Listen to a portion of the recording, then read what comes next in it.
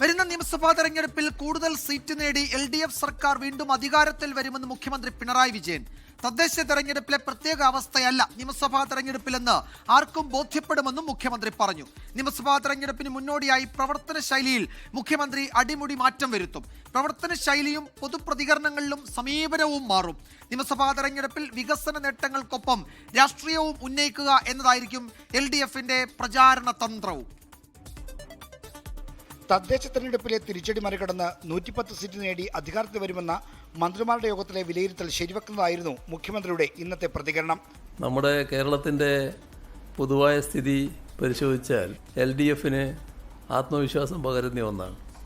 ആളുകൾ വിലയിരുത്തുമ്പോൾ 10 വർഷം മുൻപുള്ള കേരളത്തിൻ്റെ അവസ്ഥ സ്വാഭാവികമായി അവരുടെ മനസ്സിലേക്ക് വരും.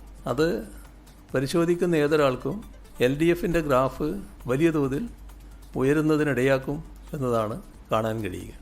കോൺഗ്രസ് വിലയിരുത്തൽ തിരഞ്ഞെടുപ്പ് തന്ത്രജ്ഞൻ സുനിൽ കനകോലുവിന്റെ റിപ്പോർട്ട് പ്രകാരമാണ്. അതുപോലെ ഏതെങ്കിലും ഏജൻസിയുടെ റിപ്പോർട്ട് പ്രകാരമാണോ മുഖ്യമന്ത്രിയുടെ വിലയിരുത്തലെന്നും ചോദ്യമുയർന്നു. ഞങ്ങൾക്ക് കനകൂലൊന്നുമില്ല. ഞങ്ങൾക്ക് ജനങ്ങൾ തന്നെയാണല്ലോ ഞങ്ങളുടെ കനകൂലും എല്ലാ കാലത്തും. 10 കൊല്ലമായി സർക്കാരിനെതിരെ ഉണ്ടായേക്കാവുന്ന തരത്തിലുള്ള ഭരണവിരുദ്ധ വികാരം ഇല്ലെന്നാണ് CPIMന്റെ വിലയിരുത്തൽ. എന്നാൽ സർക്കാരിനെ നയിക്കുന്ന മുഖ്യമന്ത്രിക്കെതിരായ വികാരം വോട്ടെടുപ്പിൽ പ്രതിഫലിക്കുമെന്ന് സംശയമുണ്ട്. ഇത് കണക്കിലെടുത്താണ് മുഖ്യമന്ത്രി തന്റെ ശൈലിയിൽ മേക്ക് ഓവറിന് ഒരുങ്ങുന്നത്. പൊതുവിഷയങ്ങളിലും രാഷ്ട്രീയ വിഷയങ്ങളിലും ശക്തമായ പ്രതികരണം നടത്തിയും മാധ്യമങ്ങളോട് സംബന്ധിച്ചുമാണ് മുഖ്യമന്ത്രിയുടെ ശൈലി മാറ്റം. ശൈലി മാറുന്ന സൂചനകൾ ഇപ്പോൾ തന്നെ മുഖ്യമന്ത്രിയിൽ പ്രകടമാണെന്നും CPIM നേതാക്കൾ ചൂണ്ടിക്കാട്ടുന്നു. നിയമസഭാ തെരഞ്ഞെടുപ്പിന്റെ പ്രചരണത്തിൽ വികസനത്തിനൊപ്പം രാഷ്ട്രീയം പറയാനും CPIM തീരുമാനിച്ചിട്ടുണ്ട്. 24 തിരുവനന്തപുരം.